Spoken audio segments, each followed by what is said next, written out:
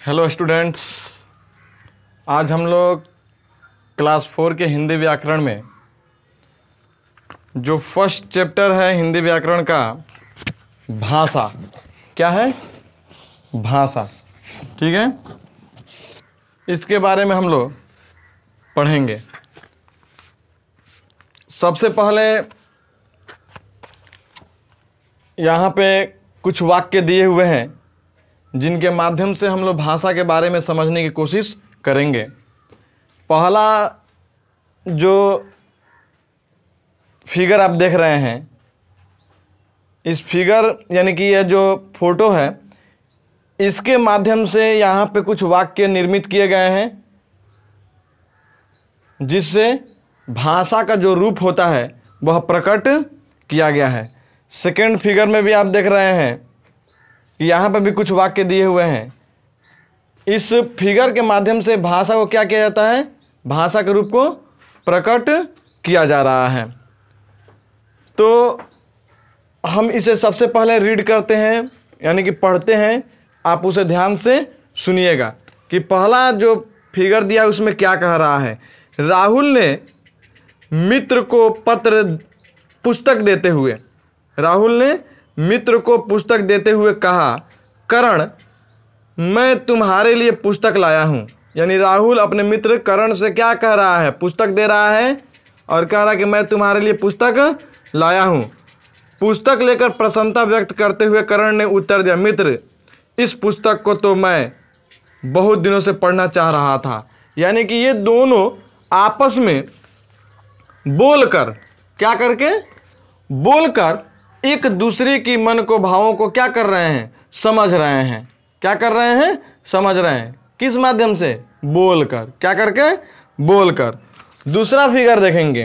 कह रहा, डाकिए से पत्र लेकर करिश्मा ने माँ को आवाज़ लगाई, माँ, मामा जी का पत्र आया है। पत्र को पढ़कर माँ खुशी से भर गई और बोली, करिश्मा, अगले महीने तुम्हारे मामा जी की शादी है।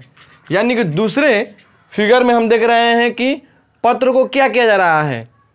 पढ़ा जा रहा है। यानी कि पत्र को पढ़ा जा रहा है। तो पत्र जब पढ़ रहे हैं तो पत्र क्या किया गया? लिखा हुआ पत्र ही पढ़ा जा रहा है। यानी कि यहाँ पे मामा जी जो हैं अपनी मन की भाव या विचारों को क्या किए हैं? लिख कर प्रकट किए हैं। क्या किए हैं? लिख कर प्रकट किए हैं। तो इस तरह से हम देख रहे हैं कि भाषा को बोलकर और लिखकर दोनों तरीका से प्रकट किया जा रहा है। यानी कि जिस साधन के द्वारा हम बोलकर या लिखकर अपनी मन की बात दूसरों को समझा सकें। क्या कह रहा है भाषा के परिभाषा में? कि जिस साधन के द्वारा हम बोलकर या लिखकर अपने मन की बात दूसरों को समझा सकें तथा दूसरों की बात को सुनकर या पढ़कर समझ सके, उसे भाषा कहते हैं। ये परिभाषा आप लोगों को लिख जाना है।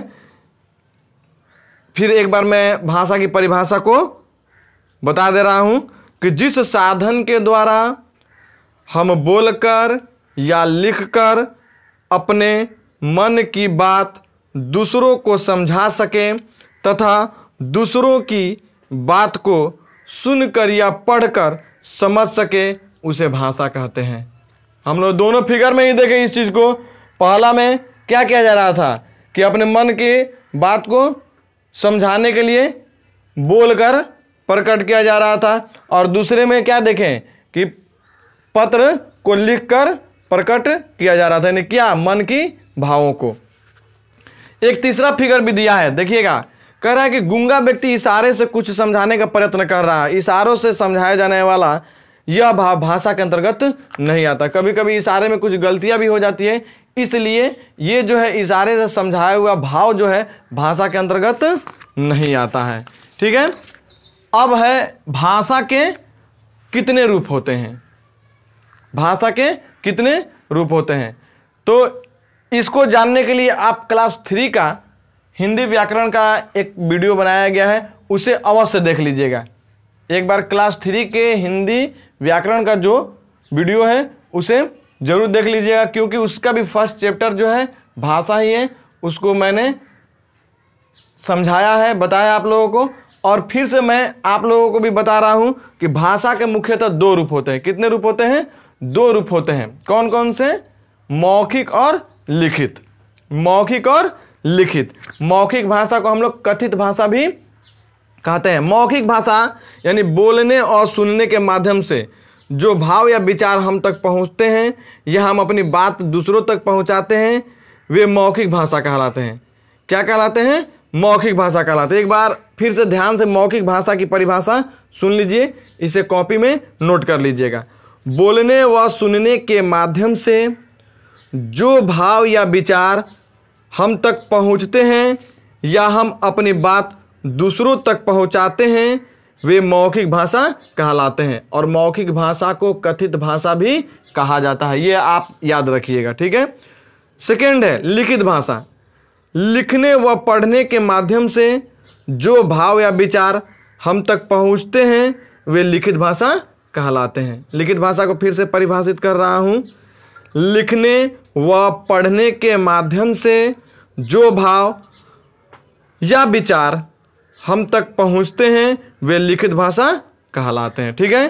कह रहा है कि हमारे देश में अनेक भाषाएं बोली जाती हैं। हिंदी हमारे देश की क्या है?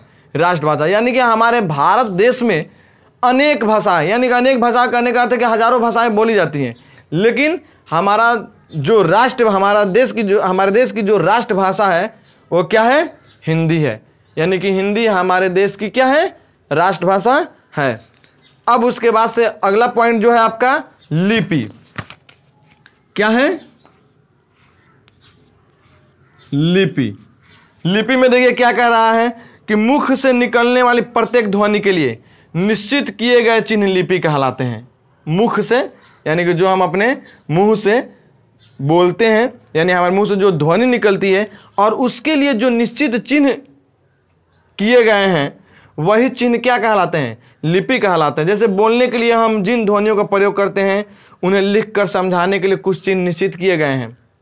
हम बोलने के लिए जिन ध्वनियों का प्रयोग करते हैं, जैसे मान लीजिए हम यहाँ पर लिख रहे हैं, हम बोल रहे हैं, एक शब्द बोल दिए कलम, तो यहाँ पे हम जो ये कलम लिखे हैं तो देख रहे हैं कलम लिख दिए कलम। तो इसमें जिस ध्वनि का प्रयोग किया गया है और ध्वनि के साथ साथ चिन्हों का, ये चिन्ह कहलाएंगे। क्या कहलाएंगे?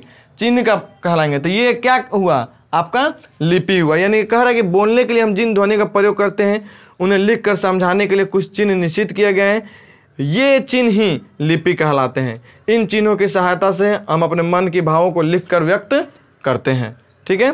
हिंदी भाषा की लिपि क्या है? देवनागरी है। क्या है? देवनागरी है। यानी कि लिपि की परिभाषा एक बार मैं फिर से बता दे रहा हूं, आप इसे कॉपी में नोट कर लीजिएगा।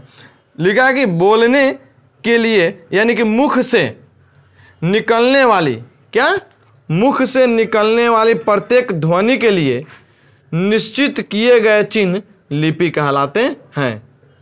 मुख से निकलने वाली प्रत्येक ध्वनि के लिए निश्चित किए गए चिन्ह लिपि कहलाते हैं। हिंदी भाषा की लिपि क्या है? देवनागरी। पंजाबी भाषा की लिपि क्या है? गुरुमुखी। संस्कृत एवं मराठी की देवनागरी तथा अंग्रेजी भाषा की लिपि रोमन। जैसे कि मान लीजिए हम यहाँ पर लिखते हैं मैन, तो ये जो हम लिखे हैं ये किस लिपि में है? रोमन लिपि में लिखा गया। किस लिपि में लिखा गया है? रोमन लिपि में लिखा गया है। और ये आपका देवनागरी लिपि में लिखा गया है। तो अब आप लोगों को अभ्यास दिया है, पेज नंबर 7 में दिया है। इसमें क्वेश्चन दिए हुए हैं, 7 क्वेश्चन है। पहला क्वेश्चन है कि भाषा किसे कहते हैं, लिख लीजिएगा। भाषा के कौन कौन से मुख्य रूप हैं, इसे भी लिख लीजिएगा। लिपि किसे कहते हैं, यह भी हो जाएगा, ठीक है। 4th नंबर क्वेश्चन है कि निम्नलिखित कथनों में सही पर सही और गलत पर गलत का चिन्ह लगाइए। क्वेश्चन नंबर 7 यानी कि पेज नंबर 7 का क्वेश्चन नंबर 1 to 7 आपको ये एक्सरसाइज यानी कि अभ्यास बना जाना है, ठीक है। तो आज के वीडियो में बस इतना ही। नेक्स्ट वीडियो में हम लोग नेक्स्ट चैप्टर यानी कि नेक्स्ट टॉपिक पढ़ेंगे, ठीक है बच्चों।